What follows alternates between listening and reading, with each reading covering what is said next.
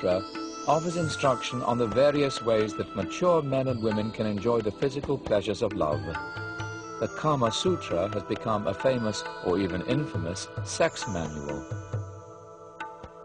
The Kama Sutra goes on to describe in somewhat metaphoric language an amazing number of techniques for making love. There might seem to be a contradiction here between the enjoyment of the body and cultivation of the soul. But we should remember that Hindus believe different forms of behavior are appropriate to different stages of life. The student should be celibate, and the householder should be involved in physical passion. This approach seems to put things in their appropriate place.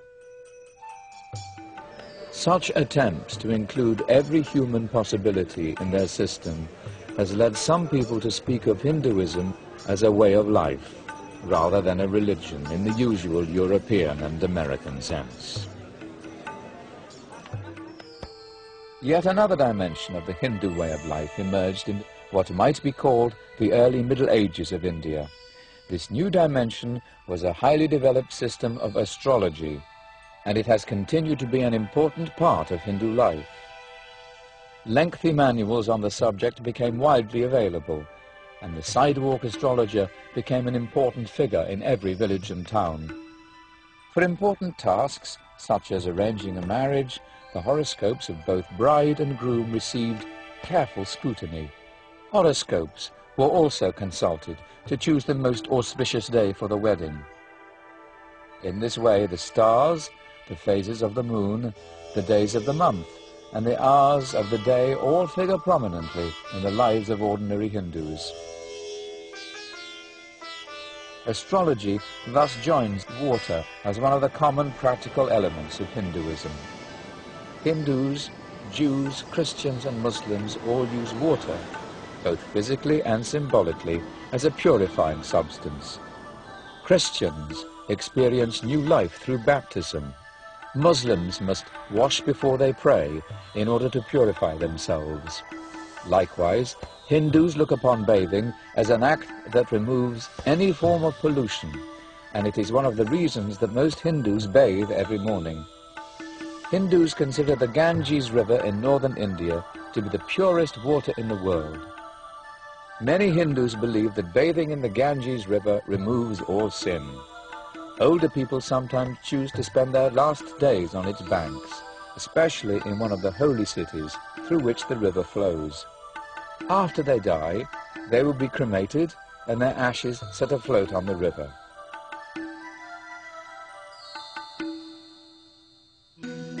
During the 4th and 5th centuries CE, Hinduism re-emerged as the dominant religion of India after overcoming the challenges by Buddhism and Jainism. The many thousands of grand temples built in the period were only the most obvious symbols of the Hindu Renaissance. Ellora, located in central India near the city of Aurangabad, features a number of caves which have been extended and decorated by generations of stone carvers. But the most impressive of the monuments at Ellora is the 8th century Kailasana temple, which was dedicated to Shiva. In building temples, the iconography, that is the visual symbolism of religious statuary, became very important. In cultures where few people could read, familiar symbols helped the illiterate understand the message conveyed in religious buildings. The various gods and the stories of their feats acquired a standard form of presentation. For example, Shiva was sometimes portrayed as dancing. The religious idea here is that Shiva's dance keeps the universe in motion. Another image of Shiva is that of the Mahayogi, the cosmic meditator. These images present Shiva sitting in the lotus position, his eyes nearly shut and focused on the tip of his nose. Like other wandering holy men, Shiva sits on the skin of an animal. His hair is piled high on his head, and from it the sacred Ganges is said to flow. The implication is that Shiva's meditation creates and sustains the universe. Images of the Hindu gods are housed in temples, and they are treated as though they were persons. The images are worshipped through prayers and offerings of food. They are frequently bathed and given fresh clothing. Jews, Christians, and Muslims tend to think of worshipping images as idolatry. But Hindus know that God exists in a spiritual way and cannot be limited to a painting or a statue.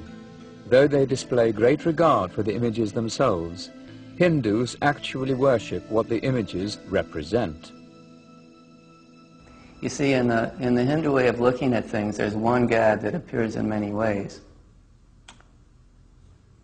And the deities are crystallizations of these principles. It's the same universal consciousness in each deity, but it's a different nature of God or a different flavor of God that the deity represents. And for instance, the aspect of God that removes all obstacles, that's personified as Ganesh. But underneath is the same omnipotent consciousness. When Hindu devotees go to a particular temple, they perform the rituals of puja, that is, worship involving an offering of food and prayers to the image of the god. The deity is believed to absorb the essence of the food or cloth offered to it. Hindu worshippers gain spiritual merit by making offerings to the god. They also gain a reputation as sacrificers, which enhances their standing in society. Yet puja at a temple is a comparatively rare event in the lives of most ordinary Hindus, who offer a daily puja to a small shrine in their own houses.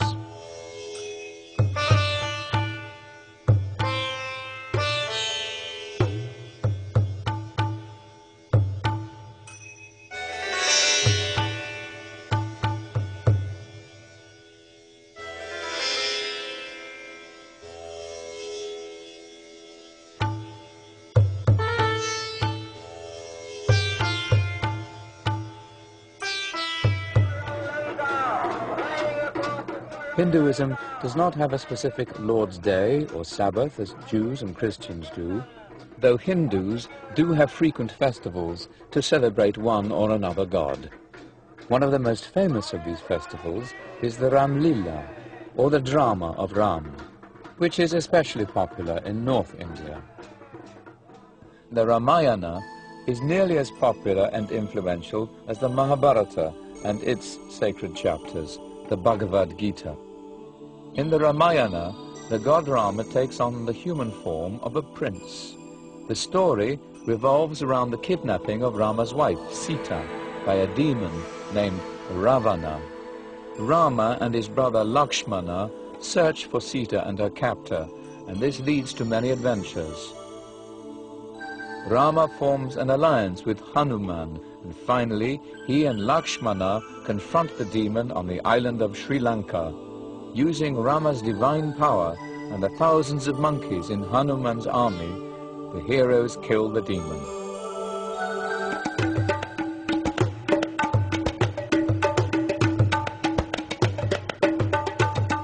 During Ram Lila, neighborhood associations sponsor a series of activities stretching over a week. Each night will feature performances by the neighborhood association to tell the story of the Ramayana. These plays give local amateur actors a chance to display their skills.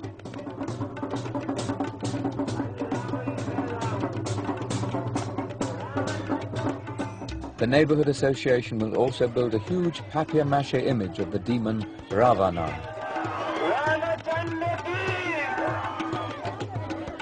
The culmination of the festival comes when this demon is set on fire.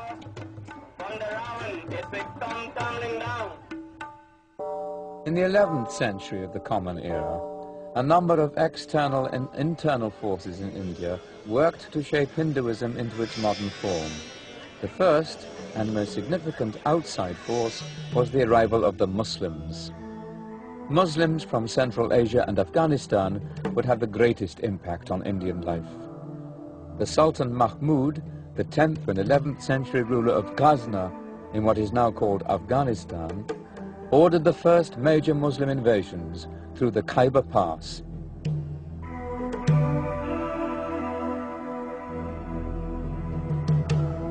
His primary motives were apparently economic. Mahmud wanted to turn his capital city, Ghazna,